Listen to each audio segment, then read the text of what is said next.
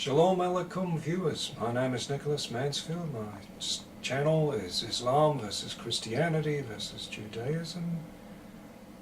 I am doing a series of presentations on the life of Abraham, the forefather of the monotheistic religions that dominate the world today, and I'm going to cover a section of my work which I've been doing for the last couple of years. A section which you'll probably be more familiar with, those of you who are biblical readers. We're going to start off with a piece of Joshua from chapter 24, on to Genesis 12, and also Genesis 20, Genesis 21, and there will be the odd piece from the Islamic tradition of Sahih al-Bukhari, which was developed around the time of the early caliphates. So the material we're covering will be familiar to you from two sources in the Bible which are actually telling the same story. But one of the stories is contradictory to what we read later in Genesis, where Abraham is instructed not to go to Egypt. So we know that he did not go to Egypt. And once you remove that, the main difference of the story is taken away instantly. Therefore, I've combined the two stories and used some additional material to develop this narrative so that it is both chronological and logical. Now, this is a story of a stranger in a strange land, and one who immediately runs into trouble, being a little bit out of his depth in terms of being a traveller in a territory which is occupied by a king. So here I will read to you, and it's a wonderful story, and it's a story of things which are more like miracles as well as good fortune. And Yahushua, that is Joshua, said to all the nation, "Thus says Jehovah God of Israel, over the river," that is the river Euphrates he's referring to, "your forefathers dwelt from beyond common reckoning. Terach, Abraham's father, and father to Nahor, and they served other gods. And I took Abraham, your father, over the river, and caused him to walk by all the ground of Canaan." We come to the Genesis texts. "And Jehovah made utterance to Abraham, for you, go from your land, and from your kindred, and from the house of your father to the land which I shall show you. Then I will fashion you as a great nation, and I shall bless you, and I shall make great your name, precious, and you are to be a blessing. And I bless those who bless you, but whosoever curses thee, I shall make them come to know, and in you all the families of the earth be blessed." So we delivered him and Lot to the land which we blessed for those in the realms, both seen and unseen. And Abraham went for that word which Jehovah had toward him.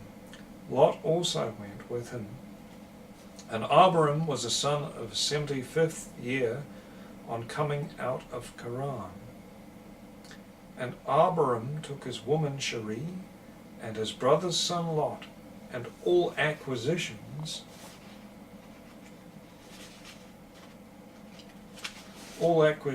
which they possessed, and the people that they appointed in Haran, and they went forth to go to the land of Canaan. Now what we learn from these verses is that Abraham spent a considerable time north of Israel after their expulsion from the land in Mesopotamia. Now, we don't know much about that period, and I have read to you in my previous presentation just a small smattering of verses, and these seem to fit in with that period, of which we know very little. But we're coming now to the period where we know so much more, when he enters into the land which is modern Israel, and parts which are not. So I'll continue reading, but I will mention something now in passing which I didn't mention before.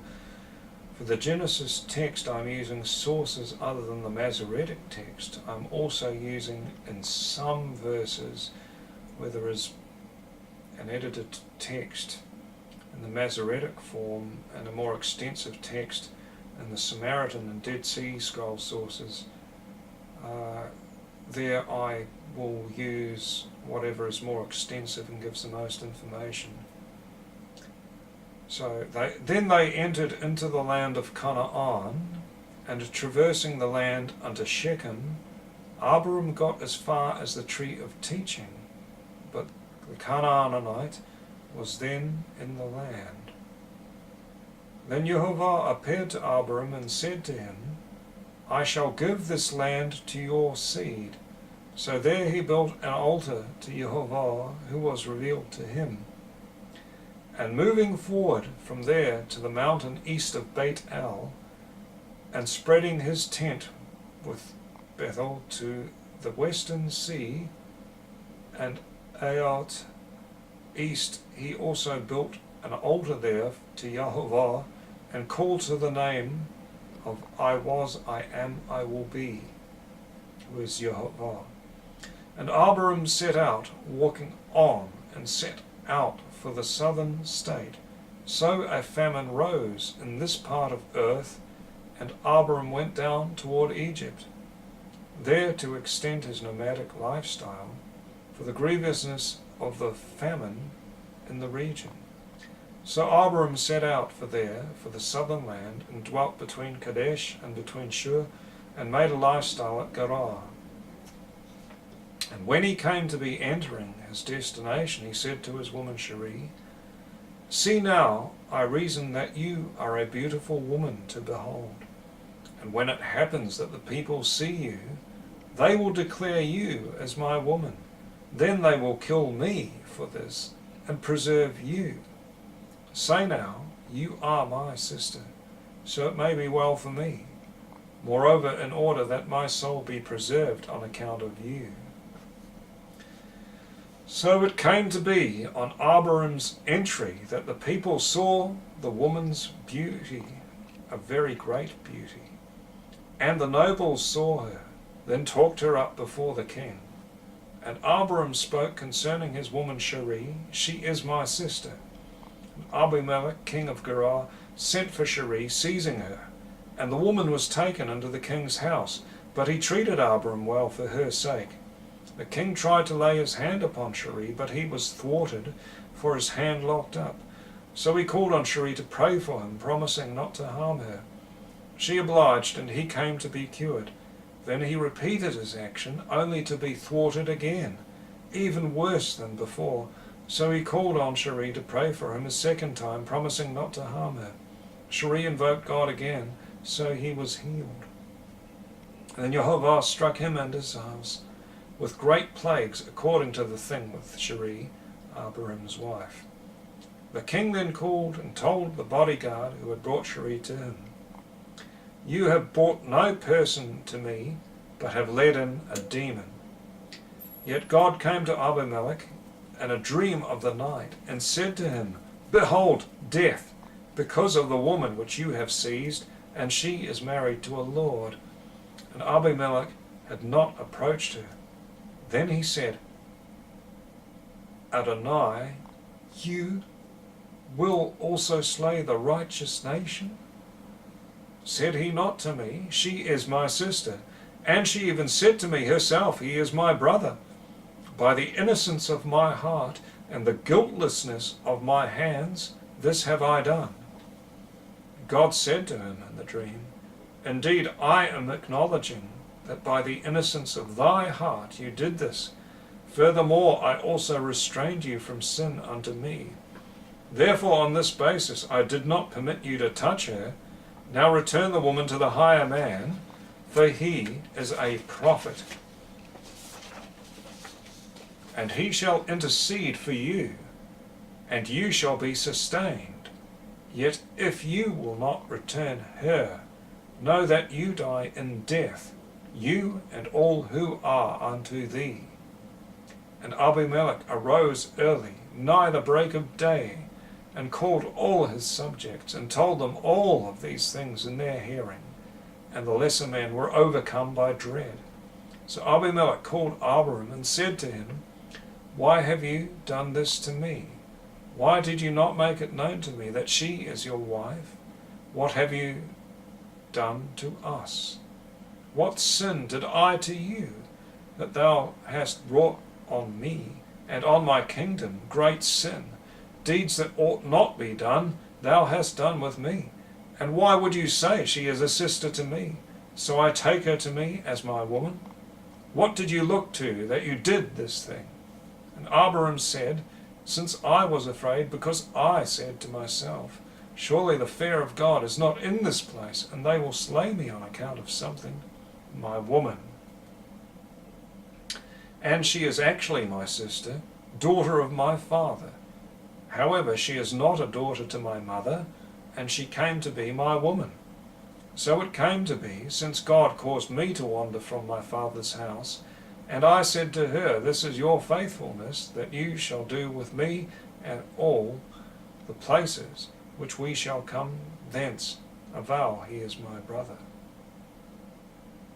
And Abimelech said, behold, my land lies before thee, shake up where it is fine to thy eye. So to Sheri he said, look, I have given your brother 1,000 in silver. Behold, he is to you a covering for the common perception to all that be with thee, and all beside. And thus was she vindicated. For their perception of what had taken place was not quite as it occurred. And he returned to him, Sheri his woman. See now your woman, take her and walk. And on this account he ordered his lesser man, and to him there came to be flock and herd, and asses, and slaves, and slave girls, and donkeys, and she-asses, and camels. Abimelech took 1,000 in silver, and flocks and herd, and slaves and slave girls, and appointed them to Abram. So they sent him away, and his woman, and all which was unto him, and Lot with him. And Abram interceded to God, and God healed Abimelech, and his woman, and his female slaves, and they could bring forth. For Jehovah God has restraining greatly by the wombs, the house of Abimelech, because of the thing to Sheri, Abram's woman. And thus it came about in the same period that Abimelech and Pekah Pendragon to his army also spoke to Abram, saying, God is with thee in all that you do. So now you swear to me, by God, here and now, that you will not deal falsely to me, and not with my son, and not with my descendants, but by kindness, since I have done to thee.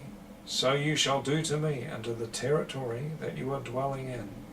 And Abram said, I do swear. And Abram reasoned with Abimelech concerning the occasion of the water of the spring, that which had been seized by Abimelech's citizens. Abimelech said, I have no knowledge of who did this thing, but neither did you make it known to me. And again, I have not heard of it until this very day. And Abram took of his flock and herd, setting them before Abimelech, so the pair cut a covenant. And Abram established 7 ewes of the flock aside. And Abimelech said to Abram, what of these 7 ewes, these which you established apart? And he said, that 7 ewes you shall take from my hand, for which to be his testimony that I am digging the bore here. Therefore on these grounds he called this place Well of the Seven Oath, or beer-sheba, on account of how the pair took an oath there. So they cut a covenant in beer-sheba. Then Abimelech and Pendragon arose, and they returned into Palestinian territory, what is called today Palestinian territory. It seems to be the region of Gaza. And this is the claim for those of Gaza against Israel, for it was a treaty that was cut between Abraham and between their king, and it stands to this day in Torah. And Abraham, on planting to establish a robust tamarisk, or shade tree in beer-sheba, he also called on the name of Jehovah, God of the universe, and many abundant days Abram dwelt nomadically in Palestinian territory. This is the end of the section concerning Abram's adventure in Gaza, which caused him to be established, caused him to be a great house. For without it he would not have had the resources. And what turned from a trial turned into a trial for the king. And the trial gave blessings to both of them, to both parties. And the covenant served them well. In the name of Jehovah, God of the universe, Amen.